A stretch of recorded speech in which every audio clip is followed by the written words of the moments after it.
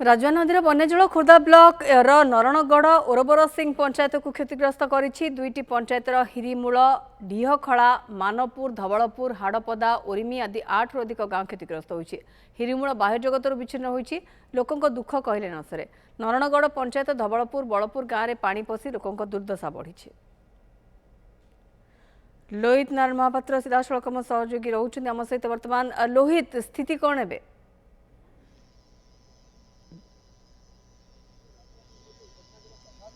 रही मानपुर रही हिरीमूल रही ओरबर सिंह पंचायत रही भाव 8टी गाँव प्रभावित होती। आम अच्छे मानपुर गाँव कैमरा पर्सन को देखापी देखते राजुआ नदी पानी किभली भाव में गाँव भितर पशिची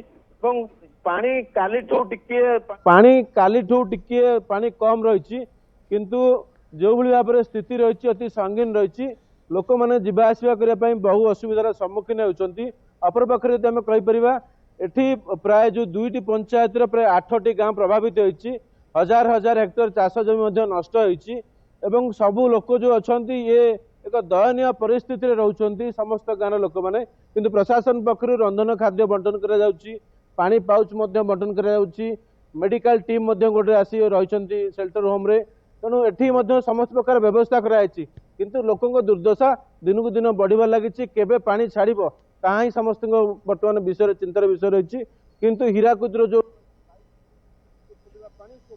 ही पड़ो ये अंचल में सीधा स्थानीय बासिंदा अच्छा प्रतिक्रिया ना कौन कहे कि भाव में रोचे आज्ञा बहुत दयनीय अवस्था अच्छे जो भाया मैंने रूप राति मैंने जावा आसा बहुत असुविधा कौन कर ये तो आम दीर्घ दिन समस्या किंतु विजेडी सरकार अमल किसी है बर्तमान जो बीजेपी सरकार जो मैंने एप्रति ध्यान दिंता तेज यार कि स्थायी प्रतिकार हाँ आमर निहाती गोटा आड़बंध निहाती दरकार यार जदि मानने सदुपयोग मैंने ठीक भाव में करा आम मैंने आड़बंध जो राजुआ नदी में आड़बंध करने दाबी किंतु बर्तमान ये दीर्घ 1982 मसीह दाबी ही आसानी किंतु बर्तमान सुधा आड़बंध होनी जहाँफल लोक मैंने प्राय दुईटी पंचायत 8टी गाँव लोक मैंने बन्या जल सब वर्ष एभली भाव दुर्दशा रोचे सीधासलख जावा आउ स्थानीय बासिंदा अच्छा प्रतिक्रिया ना कौन कहे मौसा कि भाव रोचे ये वर्ष नुह सब वर्ष ये भाव में बन्या जल आसूँ प्रभावित होती बन्या जल सब वर्ष जीवन बीतौଛନ୍ତି कौन कहवाक नहीं ये बन्या जल आज नुआ कथा नुह ये आम गोटे दिवस होगा ये आम सब वर्ष देखी देखी गोटे दिवस होगा ये एमती आसूसी आसब या प्रति सरकार एपर्तन किसी ध्यान आसी ना हजार हजार एकर जमीर भी जलमग्न होगी जोटा कि बेण पाट हो पड़ी एपर्तंत हाँ कौन एपर्तंत आम सरकार को बहुत अनुरोध करुँ हाँ जदि जमी धोईगला ता परवर्ती किसी आमको गोटा दियो आम किसी आम टाइटन फाइटन आम सब करूँ हाँ खरा दिन धान करूँ केनालटा भी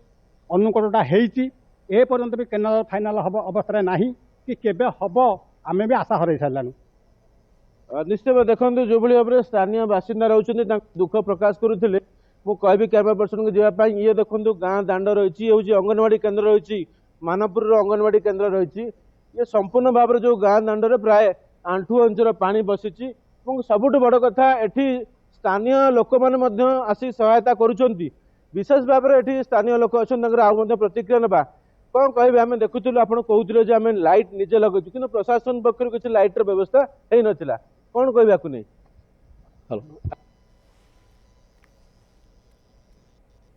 गतकाली धवलपुर गाँ मानपुर गाँव को आम आसलु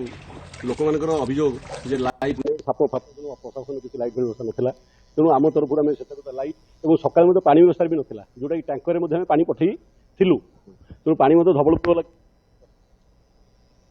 एमती चलती किंतु देखो जो भाई लोक मैंने दुख दुर्दशा रोचे या नहीं कौन कहे आज्ञा यहीटा तो हूँ आम पारंपरिक ये चली गता नुहे चलो किंतु यार सरकार दीर्घ सरकार पूर्व सरकार गले एबी सरकार आसती किंतु आमर केनालटा गोटे मुख्य समस्या केनाल है जो गुड़ा धान फसल नष्ट हो जाऊँगी हो जानता ता भी केनाल भी दीर्घ सेमती कच्छ गति केनाल भी पड़ी रही दीर्घ 20 वर्ष है केनाल टिके टिके टिके ठीक वर्षा दिन काम आरंभ हो मास बिल होगी जाऊँगी एमती चली तेणु आम भाविले बोधे केनाल जब हो पारता आम जो गुड़ा मिनिमम पानी नष्ट हो जो बिल बाड़ी आड़ से गुड़ा तो खरा दिन फसल हो पारता एक जदि आड़बंधर व्यवस्था किसी हो पारता ये पानी आसी पारतानी गाँव जो हैरान होती मुक्ति पाते ହିସାବରେ ଆଡି ବନ୍ଧ ପାଇଁ ଦାବି ହେଉଛି କିନ୍ତୁ ଦେଖାଯାଉ କେବେ